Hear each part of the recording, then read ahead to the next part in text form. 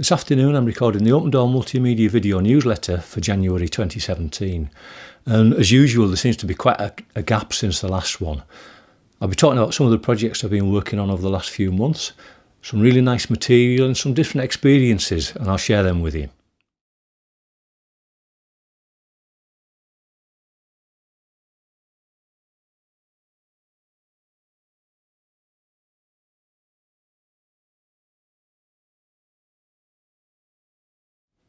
The first project is a film I made for Holywell Care, which is based up in Lancashire. I was brought into the project by Tony Lithgow, who's a branding consultant based in Lancashire, and it was a great pleasure to work with him. And it was quite different because normally it's myself that creates the brief, comes up with the storyboard and pulls everything together. With this project, Tony was the lead, and basically I was working almost to instructions. Obviously I put my 10 penneth in and sort of made my contribution. But Tony has been working with the company for a long time. He's got a very clear brief, a very clear idea about what he wanted in terms of a film and photography. So working to that brief, it was a discipline there, and it was good. I enjoyed it. And in a way I was quite flattered because Tony is a well-established brand consultant, and in his own sector, quite a big cheese, so it was good to work with him and nice to be called in to do the projects. You'll see some of the work, including the video, if you scroll down the page, and one or two of the photographs that Tony used as images for the website you'll see now.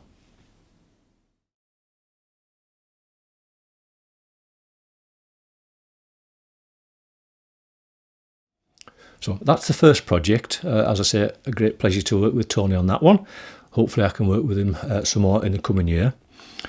The second project was for a charity called the Education Media Centre, and they cover nationwide, but the filming was on two sites, one in London and one in Manchester. The London filming meant that I had to sort of change my approach quite a bit, and it's the first time I've jumped on the train with a rucksack full of gear and a suitcase on wheels. So I had to strip down the gear quite a bit, but that didn't affect the overall end result. It was working with Peter Gibson, who's a PR and marketing consultant based in Manchester.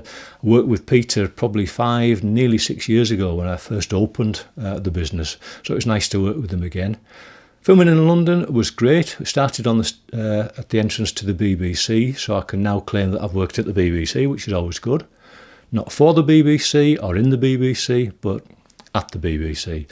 And the first filming that we did was with one of the BBC education correspondents, and he did a really nice piece. We then moved on to some offices where I filmed Estelle Morris, former cabinet minister, and she's the founder of the charity.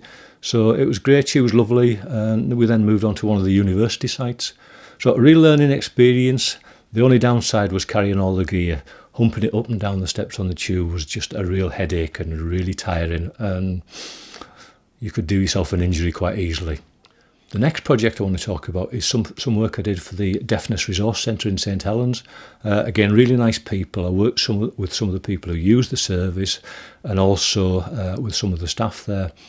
The aim of the project was to demonstrate services that are available for people who are deaf, hard of hearing or deaf blind if they need to access hospital appointments or GP appointments.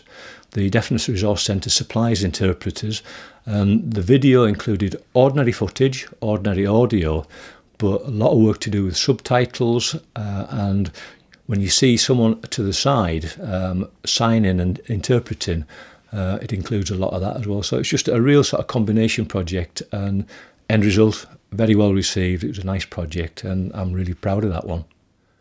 Another project that I worked on is something I did for the Sefton Suite, which is part of Aintree Hospital's teaching trust. I think I've got the name right there. Apologies if I've not. I was asked to go in there by Gareth Glyn-Jones of Benita Moore Health, and I've worked for Gareth quite a few times. And it was doesn't sound very uplifting this, but it was a project about a new treatment for enlarged prostate. And I thought it might well have been a very sort of clinical, sort of techie type film, but in the end, it was more of a love story because, okay, you got the clinician, the health professional talking about the procedure, but over and above that, there was a man who'd had the procedure, and he talked very openly about his experiences with the condition, the experience of having the procedure, and the impact of that procedure. And the other thing was that his wife was involved as well, and she talked about all of those things. So you got the clinician's approach, the patient's approach, and the patient's wife, and it worked really well. So again, different to what I expected it to turn out like, but it was nice, and a really nice project. Next area I'm going to go into is life story videos, or family legacy videos as they're sometimes called, and it's an area I'd really like to get into. And I've made a film with my sister. Now this is a Christmas present, not for 2016, it was 2015, so it was long overdue. I went to a house and we filmed it for about an hour and 10 minutes, an hour and 15 minutes, and it was great. It was just talking about our shared experiences growing up in Carlisle. We went from almost year zero up to Judith's 11th birthday, so it was all through sort of being a small child and eventually going to senior school, and it was just lovely. And Judith showed that to her family, her own children and grandchildren, and they loved it because it's almost talking about a different world. Next, I want to briefly touch on some work I've done for two business networking groups.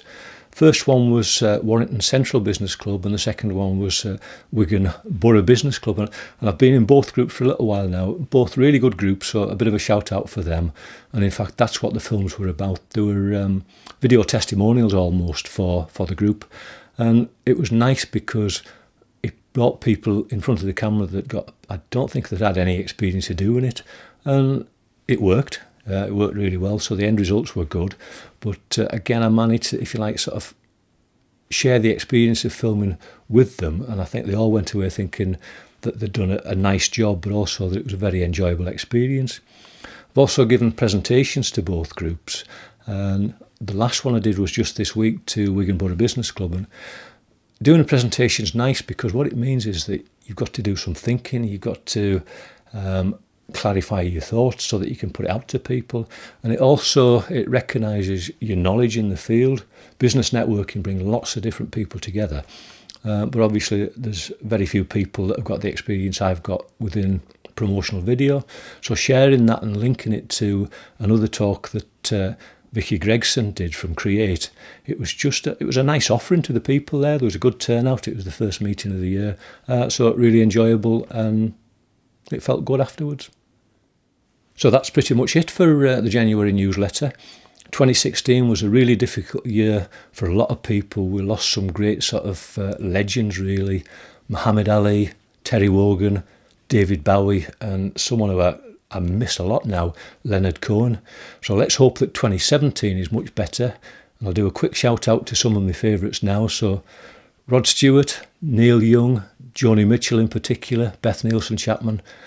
Look after yourself, folks, and I hope you have a great year. And the same to you. I'll talk to you soon.